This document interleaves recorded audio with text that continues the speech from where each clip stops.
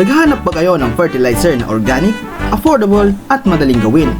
Ito ang video para sa inyo. It's a good day mga kabakyard, and for today's video ay gagawa tayo ng eggshell fertilizer. Napakasimple lang ng steps nito. Dudurugin mo lang yung balat ng itlog at ready na ito.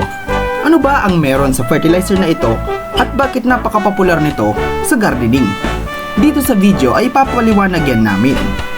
Ang durog na eggshell ay mayaman sa calcium na nagpapatibay ng cell walls ng mga tanim. Mayaman din ito sa potassium, phosphorus at magnesium na nakakatulong sa paglago ng tanim. Bukod pa dito ay nakakatulong ito sa pest control, especially yung mga crawling pests gaya ng slugs and snails. Bukod dito ay safe siyang gamitin, madaling gawin at napaka-affordable. Kaya guys, ano pang hinihintay nyo? Gumawa na rin kayo ng sarili nyong eggshell fertilizer. At kung nagustuhan nyo ang video na ito, huwag nyong kalimutan na mag-like, share, and subscribe sa aming video. Sana ay marami kayong natutunan for today's video, and happy gardening! Paalam until the next video. Bye-bye!